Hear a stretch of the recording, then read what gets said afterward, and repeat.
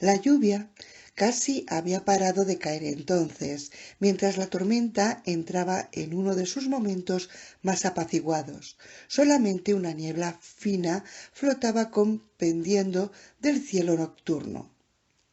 El viento, sin embargo, era fuerte.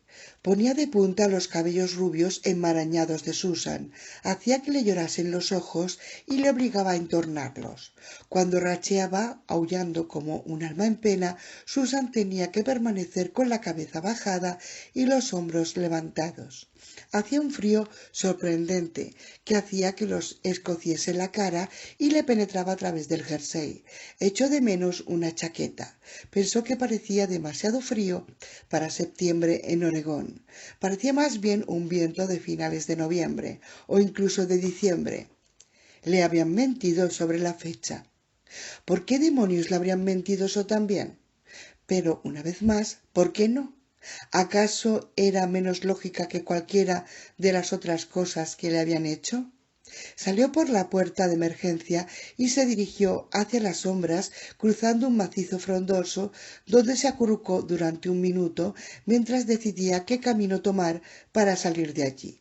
Podía dirigirse hacia la fachada del hospital y seguir la carretera que conducía directamente colina abajo hasta Willow, o podía ir a campo a traviesa por una ruta más prudente, dando un rodeo a fin de evitar ser vista por nadie del hospital.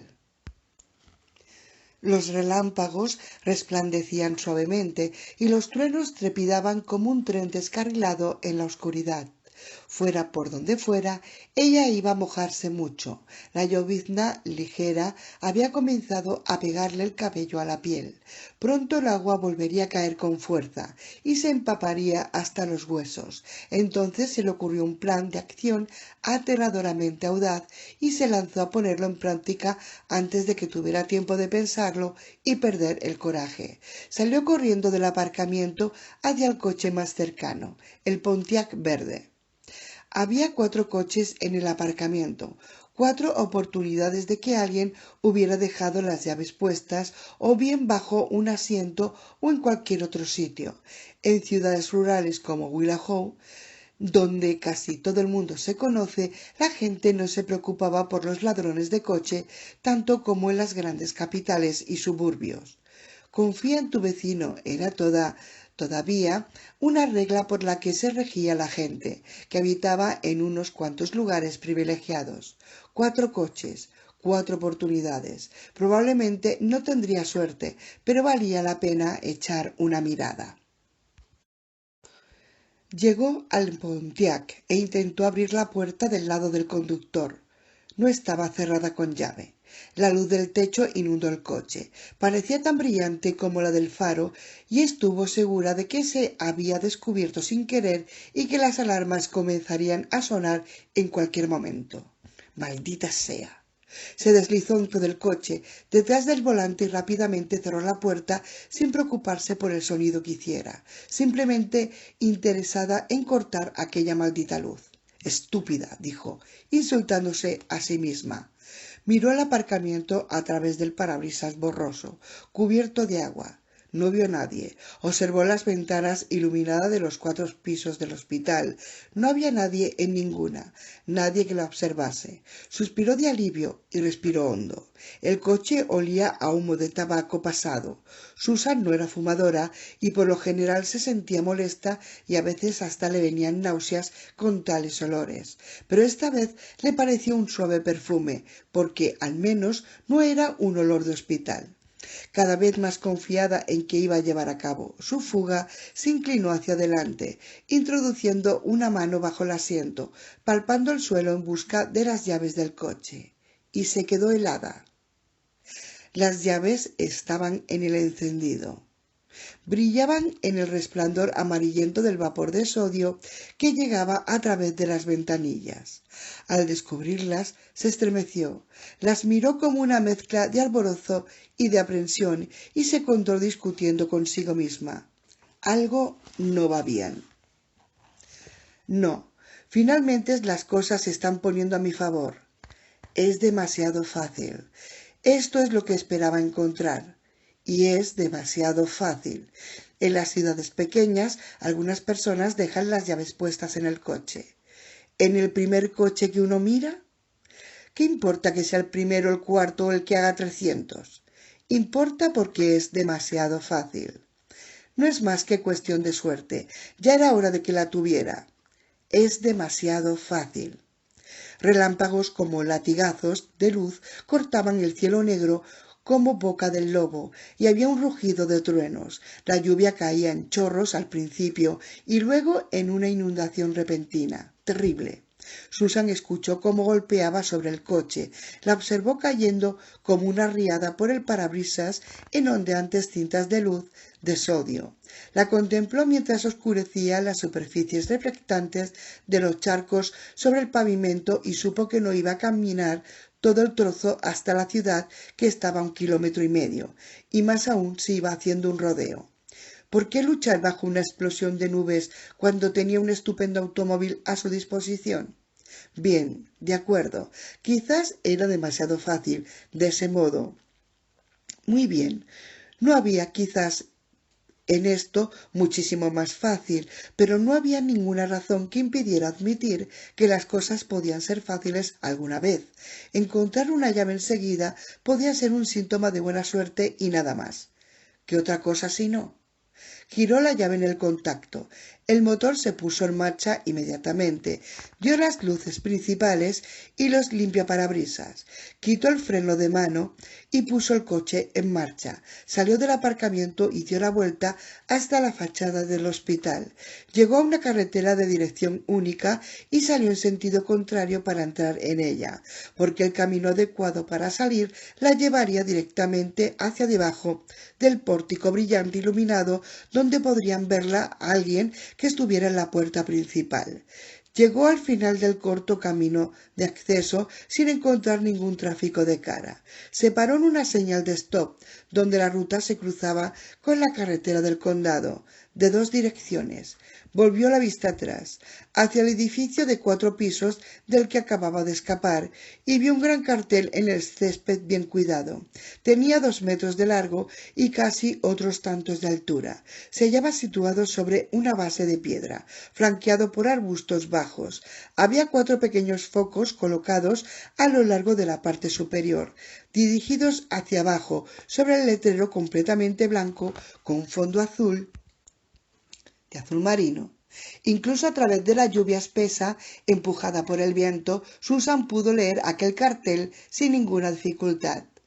The Milestone Corporation.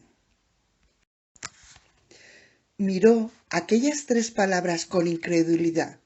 Entonces levantó la vista otra vez hacia el edificio, completándolo con confusión, miedo y disgusto. No era, por supuesto, un hospital. ¿Pero qué era aquello, por el amor de Dios? La Milestone Corporation no estaba en Newport Beach, California. Allí era donde había vivido, allí donde se suponía que trabajaba. Salgamos de aquí, se dijo a sí misma en tono apremiante. Giró a la izquierda y condujo cuesta abajo desde la Milestone Corporation. A través de la lluvia y de la fina niebla que cubría las tierras bajas, Wirral se veía como una colección de luces suaves, borrosas, ninguna de las cuales tenía puntos claros de origen, y muchas de ellas se fundían en coágulos amarillos, blancos y rosa pálido. Recordó que el doctor Vitebsky había dicho que la ciudad se jactaba de tener una población de 8.000 habitantes. Tenía que ser precisamente eso, una jactancia. No parecía tan grande, cuanto más tendría la mitad de aquel censo.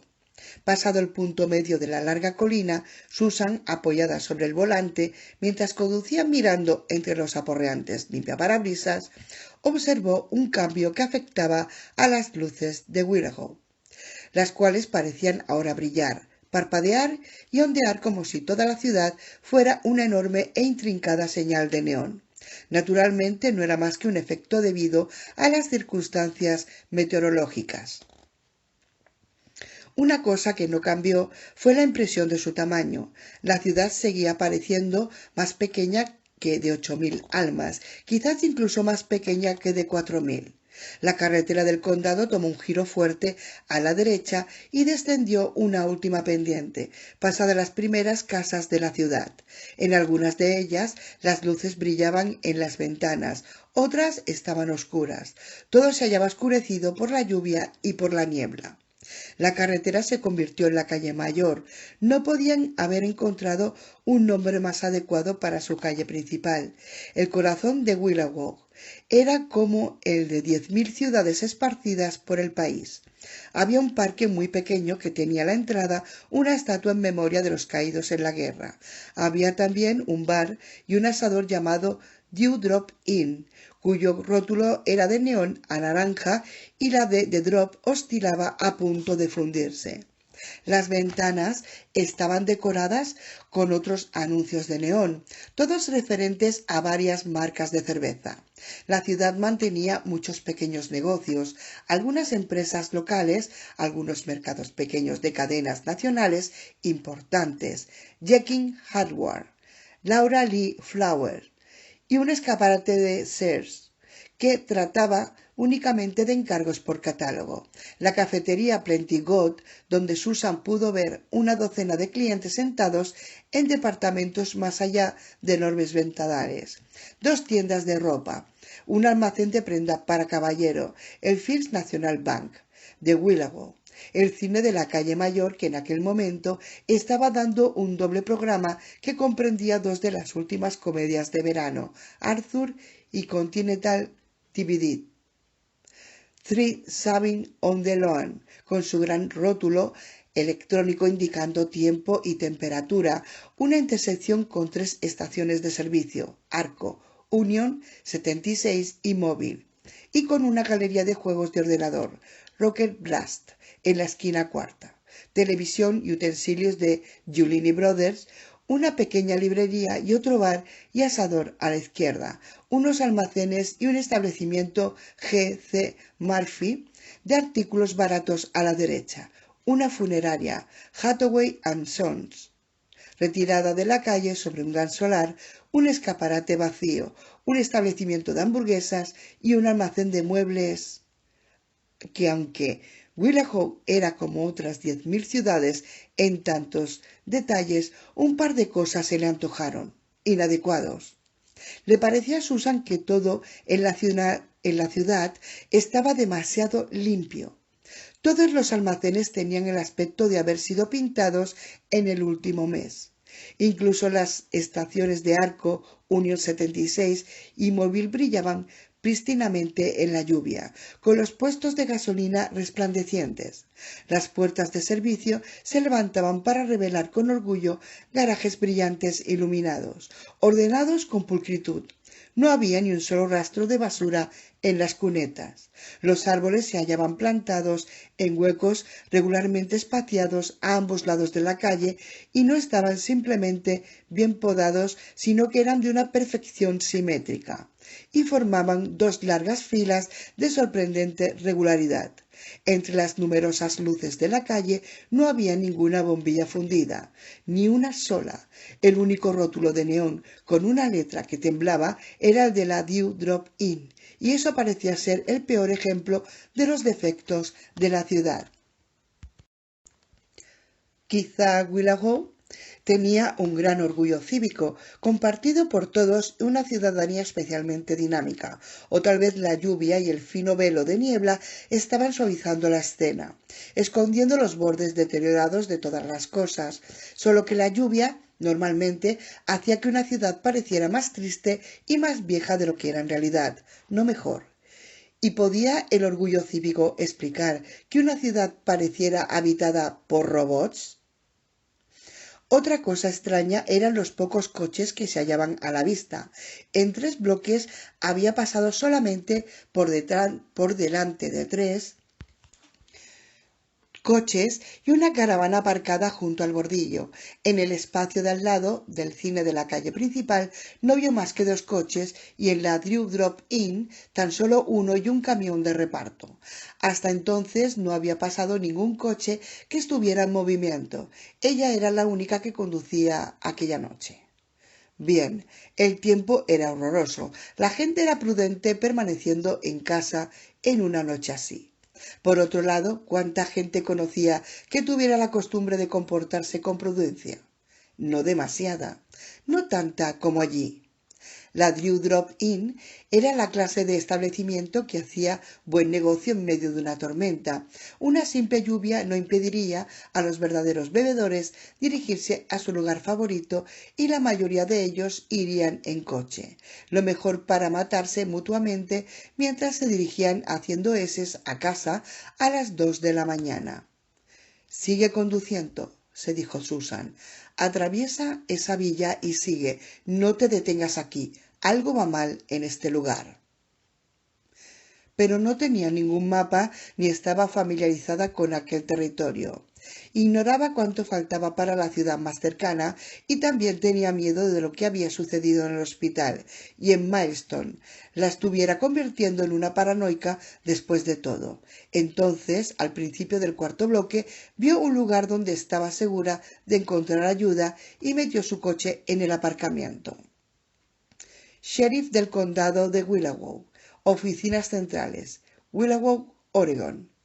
Era un edificio achaparrado de piedra con tejado de pizarra. Las puertas de la fachada eran todas de cristal, justo al sur del Tribunal del Condado, que era más majestuoso. Aparcó el Pontiac robado cerca de la entrada. Se sintió contenta de salir del coche. El olor del humo del tabaco pasado ya había dejado de ser atrayente, aunque no le recordase al hospital. Corrió a través de la lluvia martilleante y se agachó bajo un gigantesco abeto del norte, a través del cual el frío viento murmuraba en un enorme coro de suspiros. Desde allí se movió rápidamente hasta la protección de una marquesina de aluminio blanco y siguió hasta las puertas de cristal, las cuales empujó. Se encontró en una habitación típicamente monótona, institucional, con paredes grises, luces fosforescentes y un suelo de baldosas moteadas de múltiples colores. Un mostrador en forma de U separaba la parte mayor de la habitación principal de una zona de espera justo dentro de las puertas. Susan pasó varias sillas de metal de aspecto incómodo, dos pequeñas mesas en las cuales estaban amontonando varios folletos de servicio público y se fue derecha al mostrador. En el otro lado había varios pupitres, armarios archivadores, una gran mesa de trabajo, un dispensador de agua embotellada, una fotocopiadora, un gigantesco mapa mural del condado y un enorme tablón de comunicados cubierto con notas y fotografías clavadas, anuncios de personas que eran buscadas y diversos papeles. En una habitación adyacente, fuera de la vista, una mujer estaba hablando con un agente de patrulla en una radio de onda corta. La tormenta añadía explosiones de parásitos atmosféricos. En la habitación principal solamente había un hombre. Se hallaba sentado ante su mesa escribiendo una IBM Selectric, de espaldas al mostrador. «Perdone», dijo Susan, frotándose con el dorso de la mano las pestañas cargadas de lluvia. «¿Puede ayudarme?» Él se volvió con su silla giratoria, sonrió y dijo: «Soy el agente Whitlock. ¿Qué puedo hacer por usted?» Era joven, quizá 20 o 21 años, un poco rechoncho. Tenía el cabello rubio sucio, cara redonda, una barbilla con hoyuelos, nariz respingona y los pequeños y rápidos ojos de un cerdo. Tenía una sonrisa retorcida, desagradable. Era Carl Jellicoe. Susan aspiró una bocanada que pareció agujerear sus pulmones como si fuera un clavo y no fue capaz de cerrarla. Cuando llevaba ropa de ayudante del hospital, se había llamado a sí mismo Dennis Bradley. Ahora vestía un uniforme marrón con el emblema del departamento del sheriff del condado cosido a su manga izquierda y al bolsillo pectoral de su camisa, y tenía un revólver del calibre 45 en la pistolera de piel negra de su cadera, y se presentaba como agente Whitlock. Susan no pudo hablar. La impresión había secado sus cuerdas vocales como podría haberlo hecho una llama de gas. Su garganta estaba abrasada, crujiendo. Su boca, de repente, se hallaba caliente, seca y notaba un regusto a quemado.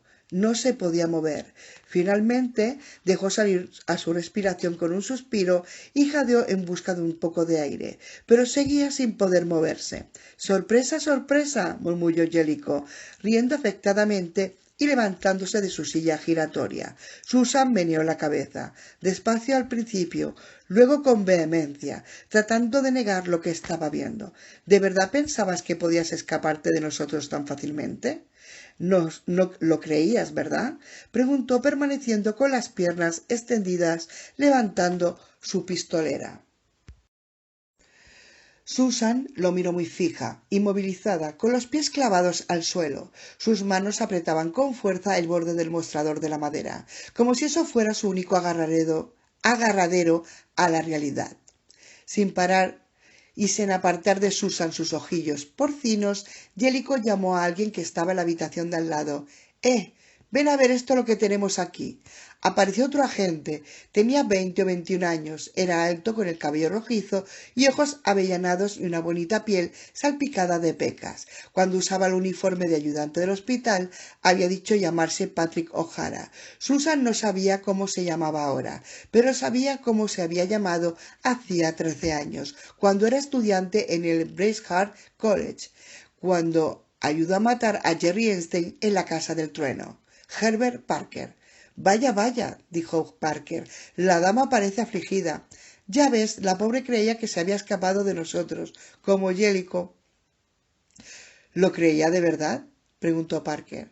Sí, de verdad. ¿Es que no sabe que nunca se puede escapar de nosotros? ¿No sabe que estamos muertos? Jellicoe le dirigió una sonrisa burlona. Se te había olvidado que estábamos muertos, pequeña puta idiota. Lo leíste en los periódicos, le recordó Parker. ¿No te acuerdas? El accidente de coche, aguijoneó Jellicoe, fue hace unos 11 años. En la habitación de comunicaciones, la invisible encargada de la centralita de onda corta continuaba hablando con los agentes de patrulla que circulaban por la ciudad, como si estuviera pasando nada inusual allí en la habitación principal, pero la mujer debía saberlo todo. Volcamos en aquel maldito coche como si fuera un jueguecito, explicó Jellicoe. Dimos 2 vueltas. Menudo enredo fue. Menudo enredo fuimos nosotros. Todo por culpa de esta mujerzuela. Los dos miraron fijos hacia el mostrador sin que ninguno de ellos mostrara prisa, paseando despacio entre las mesas, sonriendo. Y ahora cree que será fácil escaparse de nosotros, concluyó Jellicoe. Parker dijo: Estamos muertos, estúpida puta. ¿No entiendes lo que significa? No puedes esconderte de hombres muertos, porque podemos estar en cualquier parte, en todas partes, en todas al mismo tiempo. Esa es una ventaja de hallarse muerto, lo cual no tiene muchas. Jellicoe volvió a reír de manera afectada. Casi estaban en el mostrador. Susan jadeaba. Su respiración era tan frenética que parecía un fuelle en una fragua llameante. Vosotros no estáis muertos, malditos, les dijo, recuperando pronto la voz. Oh sí, estamos muertos y enterrados y fuimos enviados al infierno, pero hemos regresado y ahora este lugar es el infierno. Para ti lo es, Susan, para ti. Durante un ratito, esto es el infierno. Jellicoe estaba volviéndose hacia la puerta, donde una sección de la parte superior del mostrador se levantaba para permitir el paso entre la zona de espera y el interior. Un pesado cenicero de cristal se hallaba sobre el mostrador al alcance de Susan, la cual al final se movió, cogió el cenicero y lo tiró a la cabeza de Jellicoe. Él no se quedó tranquilo donde estaba y dejó que el proyectil pasara mágicamente a través de su cuerpo, para probar que era una verdad un fantasma, para ser un hombre muerto. Jellicoe mostró un temor sorprendentemente sano de ser lesionado. Se agachó debajo del mostrador. El cenicero no le tocó. Chocó contra la mesa de metal, se rompió y se esparció en pedazos sobre el suelo. También había en el mostrador una linterna de policía de mango largo. Susan se apoderó de ella, la movió hacia atrás sobre su hombro y se dispuso a lanzársela a Jellicoe, pero por el rabillo del ojo vio que Herbert Parker estaba sacando su revólver, así que huyó a través de la zona de espera, por las puertas de cristales, hacia la noche. Las ramas del abeto gigante se golpeaban las unas con las otras y las decenas de miles de agujas de verdes del árbol fueron coloreadas brevemente de plata por un haz de luz. Susan corrió hasta el Pontiac robado y abrió la puerta de un tirón. Entró, buscó las llaves que había dejado puestas. no estaban. Para ti, durante un ratito, esto es el infierno. Miró hacia las puertas de cristal. Jellicoe y Parker estaban saliendo del edificio de piedra. No tenían prisa. Susan se deslizó a través del asiento, abrió frenéticamente la puerta del lado del pasajero y salió del coche, situándolo entre ella y los dos hombres. Miró a su alrededor, a fin de elegir la mejor ruta para escapar, esperando que sus piernas la sostuvieran. Gracias a Dios que había tenido aquellas sesiones de terapia con Miss Atkinson. De otro modo no habría llegado hasta allí. Pero 4 días de ejercicios y buena comida no significaban que ella hubiera recuperado todas sus fuerzas. Acabaría derrumbándose antes de poder escapar de Jellicoe y Parker. Por encima del estruendo de la lluvia, por encima del trompeteo del viento, Jellicoe le gritó: «No sirve de nada correr, Susan». «No hay ningún sitio para esconderse», le advirtió Parker. «Que os jodan», contestó ella y echó a correr. 16. La casa tenía aire acogedor. Había una valla blanca de madera, un camino bordeado de arbustos y un amplio porche delantero con baranda de madera adornada y un columpio anticuado suspendido en las vigas. Una cálida luz amarilla brillaba a través de las cortinas de encaje de la habitación de la planta baja. Durante unos minutos Susan permaneció en la puerta de la verja estudiando la casa, preguntándose si era un lugar seguro. Tenía frío, estaba completamente mojada y en un estado lamentable, y la lluvia todavía estaba cayendo con fuerza. Deseaba entrar en algún lugar donde hiciera calor y estuviera seco, pero no quería caer en otra trampa si podía evitarlo. Deseaba estar segura de la casa antes de subir los peldaños que llevaban a la puerta, tocar el timbre y pedir ayuda. «Sigue», se dijo a sí misma con apremio. «Hazlo. No te limites a quedarte ahí. Toda la maldita ciudad no puede tomar parte en la conspiración. Por el amor de Dios». Las personas del hospital sí, porque no eran un hospital auténtico. Era la Milestone Corporation, fuera lo que fuera aquello.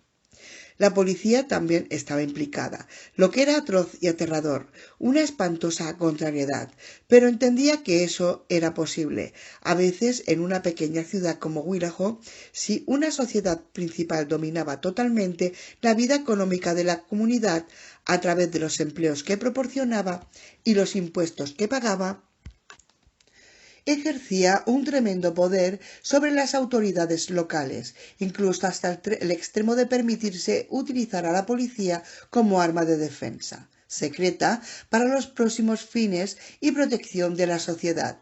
Susan no estaba segura de que la Milestone fuera el empresario más fuerte de la ciudad. Sin embargo, estaba claro que había utilizado su influencia y mucho dinero para corromper el departamento del sheriff. La situación era extraña, aunque no increíble.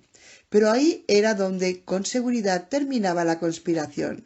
Milestone, todos sus empleados y la policía eran parte de ella. Muy bien, podía aceptarlo hasta ahí, y ya resultaba difícil de comprender. No era posible que abarcase a nadie más sin comenzar a deshacerse por las costuras. Por su misma naturaleza, las conspiraciones no podían incluir a miles de personas. Sin embargo, permaneció bajo la lluvia al lado de la puerta, estudiando la casa, envidiando a la gente que estaba caliente y seca dentro, y teniendo miedo de ella también. Se hallaba a 3 manzanas de la oficina del sheriff. Había huido de Jellicoe y Parker con poca dificultad, corriendo por callejones, permaneciendo en las sombras, lanzándose de árbol en árbol a través de los varios céspedes. De hecho, ahora que pensaba en ello, evitar a sus perseguidores había sido demasiado fácil, como encontrar las llaves del Pontiac cuando necesitaba un coche. Con fundadas razones, había llegado a desconfiar de las escapadas fáciles. Una serie de relámpagos de un brillo excepcional transformó la noche en día. La lluvia comenzó a caer con más fuerza y aumentó también el frío. Eso fue suficiente para empujar a Susan a través de la puerta y seguir el camino hasta el porche delantero. Pulsó el timbre. No veía qué otra cosa podía hacer. No tenía ningún sitio a donde dirigirse, ninguno a donde ir a parar, excepto lugares extraños elegidos al azar entre las casas desconocidas de aquellas raras calles barridas por la lluvia. La luz del porche se encendió. Susan sonrió y trató de parecer inocente. Sabía que debía tener un aspecto salvaje, empapada por el agua, con el ensortijado cabello apelmazado en enmarañados nudos, con la cara algo demacrada, los ojos duros y empapados. Tenía miedo de representar una imagen tan mala que la gente se desanimara de abrirle la puerta. Una sonrisa trémula no bastaba para proporcionarle el aspecto de dama de película, pero era todo lo que podía ofrecer. Felizmente la puerta se abrió y una mujer miró hacia afuera hacia un gesto de sorpresa. Tenía unos 40 años, morenita, con cara angelical, con un corte de pelo de estilo duende. Ni siquiera esperó a Susan que hablara, sino que dijo: «Por Dios, ¿qué está usted haciendo fuera una noche así, sin paraguas ni impermeable? ¿Le pasa algo?» «He tenido un problema», explicó Susan. «Estaba...» «¿Una avería de coche?», preguntó la morena, pero no esperó ninguna respuesta. Era una mujer burbujeante, extrovertida, y parecía estar esperando a alguien cuyos oídos necesitara que les hablasen.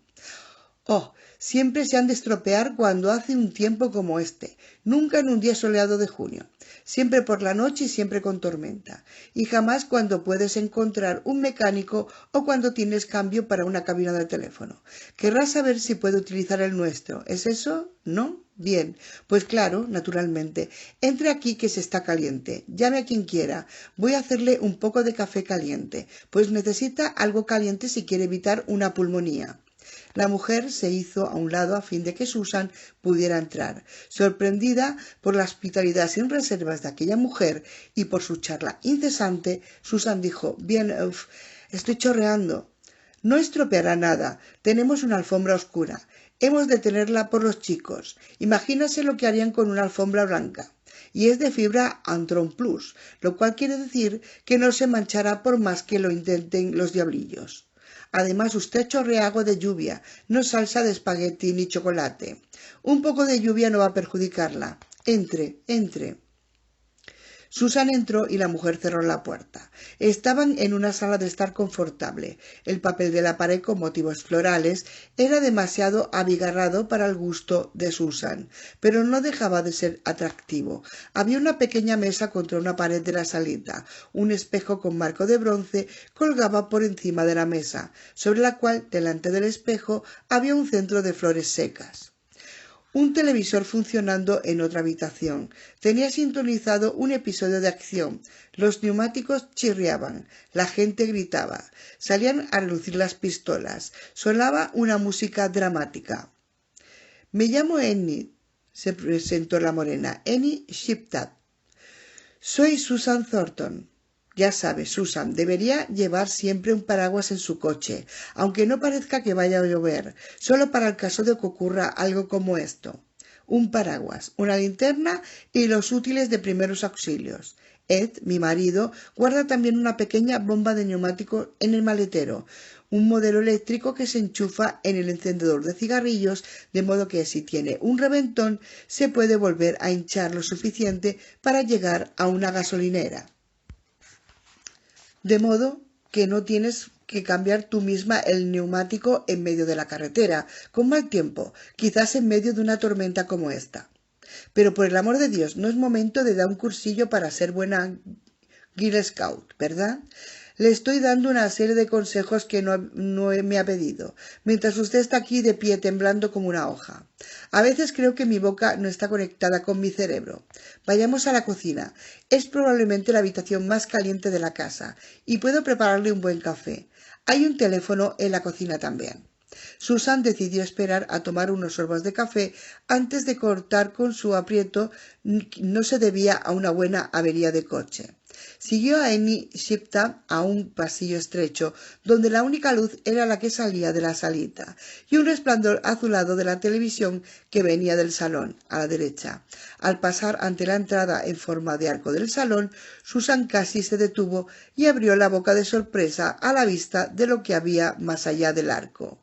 Era un salón americano relativamente normal, organizado alrededor del televisor, como la mayoría de los salones americanos, pero estaba abarrotado de sillas, sofás y niños. Una docena de niños rodeaba el aparato de televisión, sentados en los muebles y en el suelo, observando con interés la pantalla suavemente brillante que proporcionaba, junto con una pequeña lámpara, la única luz de la habitación. Una docena de cabezas se volvieron como si fueran parte de un solo organismo, y una docena de caras jóvenes miraron sin expresión a Susan durante un momento, con los ojos brillando por el reflejo de la luz de la pantalla, a la cual se volvieron otra vez y su atención fue atraída por una explosión de fuego de pistolas y el silbido de una sirena de policía. Su absorto silencio y sus expresiones vagas eran misteriosas. Solamente tengo Hill Brothers, dijo Annie mientras guiaba a Susan pasillo adelante hacia la cocina. Es la única clase de café que Ed quiere tomar. A mí personalmente me gusta igual Forger, pero Ed cree que no es tan suave como Hill Brothers y sobre todo no puede soportar a esa Mr. Olsen de los anuncios. Dice que le recuerda a una vieja maestra entrometida que tuvo una vez. Lo que usted tenga de bueno, respondió Susan. Bien, pues lo único que tengo es Hill Brothers, así que espero que le guste. Estará bien. Susan se preguntó cómo los Shiptad se las arreglaban para criar a una docena de niños en aquella sencilla casa de 2 plantas. Era bastante grande, pero no tan grande como para eso. Los dormitorios tendrían que estar organizados como en los cuarteles, con juegos de literas, al menos 4 muchachos en cada habitación. Mientras Annie Shiptad abrió la puerta oscilante de la cocina, Susan comentó: «Tiene una gran familia». ¿Comprende por qué no podemos poner alfombras blancas? Rió. Entraron en la cocina, una habitación brillante iluminada con limpios mostradores de cerámica amarilla y armarillos blancos con pomo de porcelana en puertas y cajones. Un joven estaba sentado al lado de la puerta, con los codos apoyados en la mesa de la cocina, la cabeza enterrada entre las manos, inclinado sobre un gran libro de texto. «Este es Tom, mi hijo mayor», dijo Annie con orgullo. «Se halla en su último año de colegio, estudiando siempre. Algún día será un abogado rico y entonces mantendrá con todo lujo a sus pobres padres. ¿No es cierto, Tom?» Hizo un gesto a Susan para mostrar que estaba bromeando. Tom se quitó las manos de la cara, levantó la cabeza y miró a Susan. Era Ernest Hatch. «Locura», pensó Susan, en el corazón dando sacudidas a toda marcha. «Pura locura». «Esta señora ha tenido dificultades en el coche», dijo Ednie a su hijo. «Necesita utilizar nuestro teléfono». Hatch sonrió y dijo: «Hola, Susan». Ednie hizo un guiño. «Oh, ¿os conocéis?» «Sí», respondió Hatch. «Nos conocemos muy bien». La habitación pareció ladearse bajo los pies de Susan. Hatch se levantó. Susan se echó hacia atrás, chocando con la nevera. «Mamá», dijo Hatch a Annie, «no atenderé a Susan». «Yo atenderé a Susan. Si quieres, puedes volver a tu programa de televisión». «Bien», dijo Annie mirando a Susan y a Hatch. «Iba a hacer un poco de café». «He preparado un cazo», repuso Hatch. «Siempre necesito café cuando tengo por delante una larga noche de estudio. Ya lo sabes, mamá». Annie se dirigió a Susan, haciendo ver que no se daba cuenta de la repentina tensión que se había creado en la habitación. «Bueno, sí, es verdad. Se trata de uno de mis programas favoritos y me sabe mal perdérmelo, aunque solo sea un episodio, porque son continuación unos de otros y...» «¡Calle, calle!», le interrumpió Susan con una voz que era medio gemido, medio gruñido. «¡Corte el rollo!». Annie se quedó con la boca abierta y miró de modo estúpido, como si se sintiera sorprendida por la explosión de Susan y fuera incapaz de imaginar la razón de ello. Hart se rió. Susan dio un paso hacia la puerta oscilante por donde Annie y ella habían entrado en la cocina. «No intentes detenerme, juro por Dios que te arañaré los ojos y que te intentaré por todos los medios y mis medios de abrirte la yugular. Te juro que lo haré». «¿Está usted loca?», se asombró Annie Shiptad. Todavía riendo, Hart comenzó a rodear la mesa. Annie dijo: «Tom, ¿tu amiga está bromeando o qué?».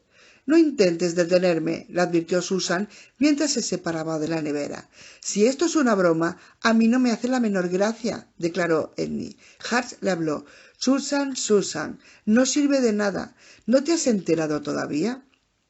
Ella se volvió, salió corriendo por la puerta de la cocina y entró en el pasillo. Casi esperaba encontrar a los niños bloqueándole la salida, pero el pasillo se hallaba desierto. Los muchachos seguían sentados en el salón cuando ella pasó ante el arco, bañados en la luz azul y en los reflejos titilantes de las imágenes de la pantalla. Parecían no haberse dado cuenta de los gritos de la cocina. ¿Qué clase de casa es esta?, se preguntó Susan desesperadamente mientras bajaba corriendo por el oscuro pasillo. ¿Qué clase de chicos son esos? Pequeños zombis delante del televisor. Llegó a la puerta principal, intentó abrirla y encontró que estaba cerrada. Hart acudió al pasillo desde la cocina. La estaba persiguiendo, pero sin prisa, tal como lo habían hecho Parker y Jellicoe. «Escucha, estúpida puta, te cogeremos tanto si corres como si no».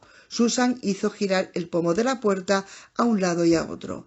Hart se aproximaba pausadamente a lo largo del pasillo en penumbra. «Mañana por la noche pagarás lo que nos hiciste. Mañana por la noche hará 7 años que estoy muerto y tú pagarás por ello. Te estrujaremos todos nosotros de todas las maneras que podamos.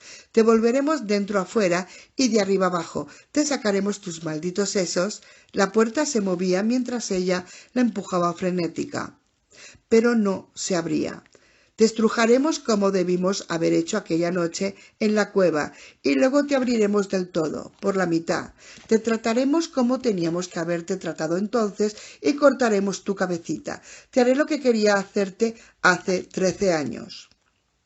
Susan deseó tener el valor para dar la vuelta y enfrentarse a él, golpearle y buscarle la garganta con los dientes. Se sentía capaz de hacer algo así si estuviera segura de que le haría daño.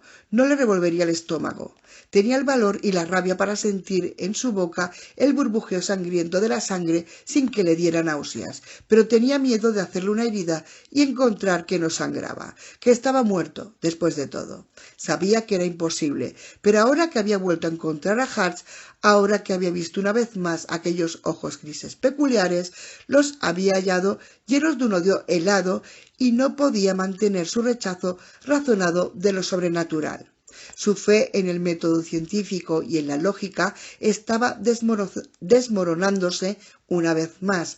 Volvía a estar dominada por el miedo, a balbucear, a perder el dominio de sí misma, odiándolo y despreciándose, pero cayendo en el pánico descontrolado. Recordó las palabras de Jellicoe. «Para ti, durante un ratito, esto es el infierno». Tiró de la puerta con un terror ciego y la abrió con un sonido rasposo. No había sido cerrada, solamente se había encajado torcida por la humedad. «Estás perdiendo energías, nena», le gritó Hart. «Ahórralas para el viernes. Me disgustaría que nos privaras de diversión por estar demasiado agotada». Susan, dando tropezones, cruzó la puerta, atravesó el porche y descendió 3 escalones. Llegó al camino y corrió hasta la puerta de valla de madera. Hacía la lluvia y el viento. Mientras se apresuraba a lo largo de la oscura calle, salpicando al pisar los profundos charcos que cubrían por completo sus zapatos, oyó a Hart que le gritaba desde la casa. «Es inútil, no sirve de nada, no hay ningún lugar para esconderse». Susan se aproximaba al cine de la calle Mayor, a través de atajos y zonas de aparcamiento. Antes de volver la esquina del teatro y llegar a la acera bien iluminada de la calle principal, miró en ambas direcciones, estudiando la noche fustigada por la lluvia, buscando señales de la policía. La taquilla se encontraba cerrada. El último espectáculo de la noche ya estaba empezado. No se podían vender más entradas. Empujó las puertas exteriores para penetrar en el vestíbulo. Estaba desierto, pero hacía calor, un espléndido calor. Las luces habían sido apagadas detrás del mostrador del bar, lo cual parecía extraño, puesto que los cines sacaban más dinero de vender comida y bebidas que de la venta de entradas. Debido a eso, mantenían abierto el puesto de los refrescos hasta que salía el último espectador. Desde la sala le llegaba la música que iba creciendo y la voz de Dudley Moore se alzaba como una risa de borracho. Era evidente que la película que estaban proyectando era Arthur. Ella había ido al cine porque necesitaba calentarse y secarse, pero nada más. Le urgía tener una posibilidad de sentarse y pensar antes de perder la cabeza del todo. Desde el momento en que entró en las oficinas del sheriff, encontró a Jellicoe. Había estado reaccionando más que actuando, movida por la razón, y sabía que debía de dejar de echarse hacia donde la empujaban. Tenía que recuperar el control de la situación. Había considerado subir la calle hasta la cafetería Prentigod en lugar de ir al cine, pero le preocupó que la policía pasara por allí y la viera a través de las grandes ventanas de cristal del restaurante. Por el contrario, el cine era un santuario oscuro y privado. Cruzó el pasillo limpio, suntuosamente alfombrado hasta las puertas interiores acolchadas. Abrió una de ellas, lo justo para deslizarse dentro, y se apresuró a cerrarla. En la gran pantalla, Arthur acababa de despertarse después de una noche de excesos. Era la primera escena de John Gielgud. Susan había visto la película cuando la estrenaron a principios del verano pasado. Le gustó tanto que fue 2 veces a verla. Sabía que la escena que se estaba proyectando entonces estaba bastante al principio. Le quedaba al menos 1 hora antes de que aparecieran los títulos del final. 1 hora de ambiente seco y caliente, en el que intentaría encontrar algún sentido a lo que le había sucedido aquella noche. Los ojos no se le habían adaptado aún a las tinieblas de la sala. No podía ver si había muchos o pocos espectadores. Entonces recordó que había solo 2 coches en el aparcamiento. No debía de haber una multitud. No habría demasiada gente que fuera andando hasta el teatro en una noche así. Susan estaba de pie al lado del asiento del pasillo de al lado izquierdo de la última fila, que era el único asiento que pudo ver claramente y estaba vacío. Lo ocupó antes de ponerse a buscar algo más apartado y arriesgarse a llamar la atención. Sus vestidos mojados rezumaron dentro cuando se sentó y se adhirieron al cuerpo, fríos y pegajosos.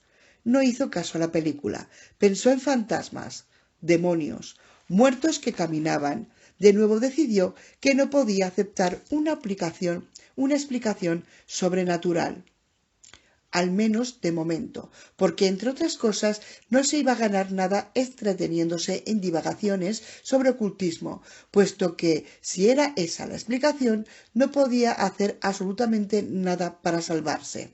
Si todas las fuerzas del infierno estaban alineadas contra ella, se hallaba perdida sin remedio, así que podía excluir cualquier posibilidad de ello. Excluyó también la locura. Podía realmente estar loca, pero si ese era el caso, no había alguna cosa que estuviera en su hacer para solucionarlo, así que era mejor no pensar en ello. Descartadas esas 2 hipótesis, le quedaba solo la teoría de la conspiración. Tampoco era una gran teoría. No tenía la más mínima idea de quién, cómo y por qué. Mientras trataba de descifrar esas 3 cuestiones esenciales, sus pensamientos fueron perturbados suavemente por una ola de risas que recorrió la sala, aunque llegó como reacción a una escena muy divertida de Arthur y no estaba en absoluto fuera de lugar. Hubo algo en la risa que le pareció claramente extraño. El volumen de las risas indicaba que no había muy poca gente en el cine, sino al menos 100 personas, quizá más, lo cual constituía una sorpresa, si se tenía en cuenta el hecho de que solo hubiera 2 coches en el aparcamiento. Pero eso no era lo extraño. Algo más. Algo en su sonido. La risa se desvaneció y los pensamientos de Susan volvieron a su plan de fuga. ¿Cuándo había comenzado a ir mal? Tan pronto ella había dejado el hospital, o más bien tan pronto como había abandonado Milestone. Entonces fue cuando empezó a ir mal. Las llaves del Pontiac, demasiado fácil, lo cual significaba que ellos sabían que intentaría escapar y en realidad querían que fuera así. Había dejado el Pontiac expresamente allí para que ella lo utilizara. Pero ¿cómo habían sabido que ella pensaría en mirar dentro del coche en busca de las llaves? ¿Y cómo podían haber estado tan seguros de que se detendría en la estación del sheriff? ¿Cómo podían haber sabido que iría a casa de los Sipta en busca de ayuda? En Willow había cientos de casas, otra gente a la cual ella podría haber acudido. ¿Por qué había estado esperando el Socias de Hatch con una confianza total en la casa de Shipza? Sabía la respuesta más probable a su propia pregunta, pero no quería creerla, ni siquiera quería considerarla. Quizás ellos supieron siempre a dónde iba a ir en cada momento porque la habían programado para que fuera allí. Quizás habían implantado unas cuantas directrices cruciales en su subconsciente mientras estuvo en coma. Eso explicaría por qué nunca la persiguieron seriamente cuando huía. Sabían que iría a terminar cayendo en sus manos en algún lugar previsto. Quizá ella no tenía ningún tipo de voluntad libre. Esa posibilidad le hacía sentir mal el estómago y también el alma. ¿Quiénes eran aquellos manipuladores siniestros que tenían sobre ella poderes más allá de lo desconocido? El curso de sus pensamientos se desvió por otra ola de risas fuertes que rodearon por el teatro, y esta vez se dio cuenta de lo que era extraño en el sonido. Era la risa de gente joven, más sonora que la de la audiencia general, más rápida, ardiente y estridente que la risa de los adultos. Sus ojos se habían adaptado algo a la oscuridad del teatro. Levantó la cabeza y miró a su alrededor. Al menos había presentes unas 200 personas. No, había más de 300, lo que estaban más cercanos a Susan. Los que ella podía ver parecían todos chavales, no eran niños, eran chicos de 13 a 18 años más o menos, alumnos de escuela superior y juniors adelantado. Por lo que podía ver, ella era la única adulta de la concurrencia. ¿Por qué 300 muchachos habían caminado bajo una fuerte tormenta para ver una película que casi tenía 6 meses? ¿Y qué tipo de padres despreocupados les habían permitido arriesgarse a coger una pulmonía e incluso que les cayera un rayo solo para ir al cine? Pensó en la docena de niños de la casa de los Shipta, con sus caras vidriadas por la luz azulada de la televisión. Willow parecía tener más niños de los que correspondían. ¿Y qué demonios tenían que ver todos esos niños con la propia situación de ella? Alguna cosa, alguna conexión, pero no podía figurársela. Mientras trataba de descifrar lo extraño de la población juvenil de Willow, vio una puerta abierta en la cabecera del teatro, a la izquierda de la pantalla. Una pálida luz brillaba en una habitación más allá de la puerta. Un hombre alto salió y cerró la puerta. Encendió una linterna que tenía un haz de luz muy estrecho y apuntó al suelo, que estaba inmediatamente delante de él. ¿Un acomodador? Comenzó a subir por el pasillo hacia Susan. El teatro era bastante grande, 3 veces más largo que ancho. El acomodador tuvo al menos que dar una docena de pasos por el ascendente pasillo antes de que Susan se diera cuenta, a través de un sexto sentido, de que aquel hombre representaba una amenaza para ella. Se levantó. Su mojada ropa se le había quedado pegada. Llevaba en el cine tan solo 15 minutos, no lo suficiente para secarse, y se sentía reacia a marcharse.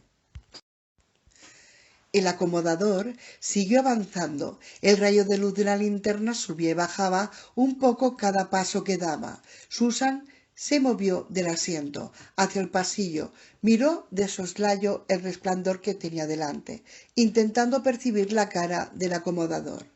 Estaba a unos 12 metros de distancia. Venía despacio hacia ella, invisible detrás de su linterna.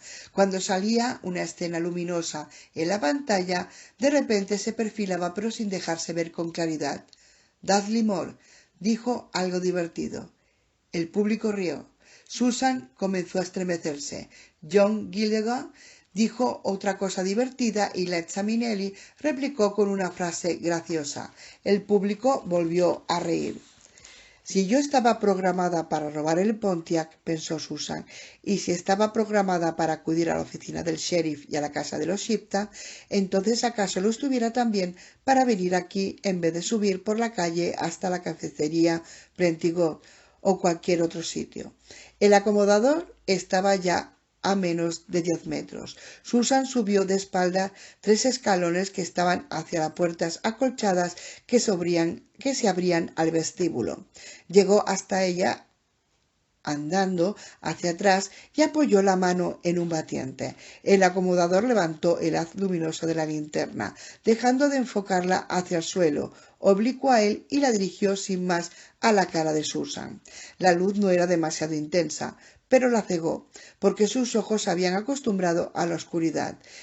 Es uno de ellos, pensó, uno de los muertos, probablemente Queens, porque todavía no ha actuado esta noche. ¿O acaso era Jerry Einstein, con la cabeza en putrefacción, disgregándose de los huesos, con el pus brotando de sus labios amoratados e hinchados? Jerry Einstein, que venía engalanando con un pulcro uniforme de acomodador, dispuesto a saludarla y a darle un beso. Nada tiene de sobrenatural esto, se dijo ella en un intento desesperado de contener su pánico. Pero quizás era Jerry, con la cara gris un poco verde alrededor de los ojos, con sus supuraciones oscuras de descomposición que le brotaban de las narices. Podía ser Jerry, que venía a chucharla, a tomarla en sus brazos, inclinaría su cara hacia la de ella, pondría sus labios en los suyos e introduciría su lengua fría y viscosa en su boca, con un beso grotesco de pasión fúnebre. Para ti, durante un ratito, esto es el infierno. Susan abrió la puerta en par y corrió escapando de la sala hacia el vestíbulo, por las mullidas alfombras, franqueando las puertas exteriores, sin atreverse a mirar atrás. En la esquina del edificio se volvió a la derecha, hacia el aparcamiento, y se dirigió hacia la oscura vía de acceso que llevaba a él. Aspiró fuerte, llenando de aire húmedo hasta el fondo de los pulmones. Se sintió como si estuviera respirando algodón mojado. En pocos segundos sus ropas estaban tan mojadas como cuando entró en el cine. Sus piernas eran laceradas por ardorosos espasmos de dolor, pero intentó no tomarlos en cuenta. Se dijo a sí misma que podría correr toda la noche si fuera necesario. Sabía que se engañaba. Estaba gastando velozmente la poca energía que se había ingeniado en almacenar durante los 5 días anteriores. Ya no le quedaba mucha, solo retazos. La estación de servicio Arco estaba cerrada durante la noche. La lluvia azotaba las bombas de gasolina, repiqueteaba contra las grandes ventanas y tamborileaba en las puertas metálicas del garaje. Al lado de la gasolinera, entre las sombras, había una cabina de telefónica. Saltó dentro de ella, pero no cerró la puerta, porque al hacerlo se hubiera encendido la luz. Había obtenido cambio de $1 en una máquina de dar moneda suelta que había en una lavandería que funcionaba con ellas. Echó una de 10 centavos en el aparato y marcó el número. Estaba temblando de modo irreprimible, helada y agotada del modo más lamentable. Aquí, telefonista. Oiga, telefonista. Deseo una conferencia que me la carguen al número de mi casa. ¿A qué número llama usted, por favor? Susan le dio el número de Sam Walker, en el Newport Beach. Había estado saliendo con Sam durante un año y él se tomó la relación más en serio que ella. Había roto la primavera anterior, no sin pena, pero seguían siendo amigos. Habían hablado alguna vez que otra por teléfono y en ocasiones, coincidiendo en restaurantes que ambos preferirían, y entonces cenaban juntos porque sus relaciones no se habían enfriado tanto que no pudiesen hacerlo con gusto. Era quizás un gravamen para su naturaleza demasiado solitaria, confiada en sí misma y concentrada en lo suyo, que no tuviera amigas íntimas en las que pudiera buscar ayuda. No tenía a nadie más que próximo que Sam, y la última vez que lo había visto fue 5 semanas antes de salir para sus vacaciones en Oregón. ¿A qué número desea usted cargar la conferencia?, preguntó la telefonista. Susan recitó el número de su casa en Newport Beach. Después de haber escapado del cine de la calle principal, Susan había decidido que no podía estar segura de haberse liberado de Willow hasta que recibiese ayuda de alguien de fuera de la población. No sabía si lograría convencer a Sam de que estaba en peligro y no podía confiar en la policía de Willow. aunque él sabía que ella no tomaba drogas ni bebía en exceso. Tendría que preguntarse si estaba en sus cabales. Lo mejor era que no le contase toda la historia ni la mayor parte de ella, porque sin duda él acabaría convencido de que había perdido un tornillo. Lo hábil era decirle lo justo para hacer venir enseguida o para convencerle de que llamara al FBI. El FBI, Dios santo, qué extraño sonaba eso. Pero ¿a alguien llamar si no podías fiarte de la policía local? ¿A qué otro sitio iba a dirigirse? Además, aquello era un secuestro, un delito federal comprendido en la jurisdicción del FBI. Ella habría llamado personalmente a la oficina del FBI en Oregón si se hubiera creído capaz de convencer a un completo desconocido de que estaba en un apuro. Ni siquiera estaba segura de poder convencer a Sam, el cual la conocía muy bien. Allá lejos, en Newport Beach, el teléfono empezó a sonar. «Por favor, que esté en casa, por favor», pensó ella. Una ráfaga de viento helado irrumpió por la puerta abierta de la cabina y la azotó en las espaldas con la lluvia violenta. El teléfono de Sam sonó 3 veces, 4 veces. «Por favor, por favor, por favor». Una 5ª vez. Entonces alguien descolgó. «¿Diga? ¿Es Sam?» «Sí, diga». Había una enormidad de ruidos en la línea. «¿Sam?» «Sí, ¿quién es?» Su voz llegaba débil. «Sam, soy yo, Susan». Una duda. Luego, «¿Susie?» «Sí, Susie Thornton». «Sí», respondió ella, aliviada para haber contactado al fin con alguien de fuera de Willow. «¿Dónde estás?», preguntó él. «En Willow, Oregón». «¿A quién has visto allá en Oregón?» No, he dicho que estoy en Willow». Y lo deletreó. «Parece que estés llamando desde Tahití o algo parecido», comentó él cuando bajó un momento el ruido de la línea. Mientras les escuchaba, Susan sintió que una sospecha terrible iba desenroscándose en su cerebro igual que una serpiente. Un nuevo escalofrío la estremeció, como si una lengua de hielo le recorriese la espalda. «Apenas puedo oírte», dijo ella. «Decía que parece que estés llamando desde Tahití o algo parecido». Susan apretó fuerte el receptor contra su oreja, se tapó la otra con la mano y dijo: «Sam, tú no». «¿Qué, Susie? ¿Estás en el teléfono?» «Sam, tú. No parece que seas tú». «Susie, ¿qué estás diciendo?» Ella abrió la boca, pero no se atrevió a pronunciar la terrible verdad. «¿Susie?» Ni siquiera la maldita compañía telefónica era de fiar en Willow. «Susie, ¿estás ahí?» La voz de ella crepitó con furia y cólera, pero logró escupir la increíble idea. «Tú no eres Sam Walker». Ruidos, silencio, más ruidos. Al final él se rió burlonamente y dijo: «Pues claro que no soy Walker, estúpida puta». Era la risita de Carl Jellicoe.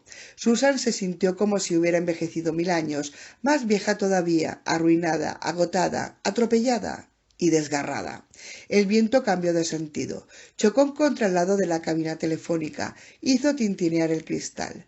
Jellicoe la acosó. «¿Por qué te empeñas en pensar que te va a ser fácil librarte de nosotros?» Susan no dijo nada. «No hay lugar donde esconderse, no hay lugar al que correr». «Hijo puta», dijo ella. «Estás acabada, liquidada», contestó Jellicoe. «El infierno se te abre a sus puertas, zorra imbécil». Susan colgó el teléfono con un golpe. Salió de la cabina, miró la gasolinera azotada por la lluvia y la calle que había más allá. No se veía nada con vida, no se veía nadie. Nadie la perseguía. Todavía. Seguía estando libre. No, libre no. Estaba como atada con un lazo muy largo, pero no estaba libre, con un lazo, y ella tenía la viva sensación de que iban a tirar de él enseguida.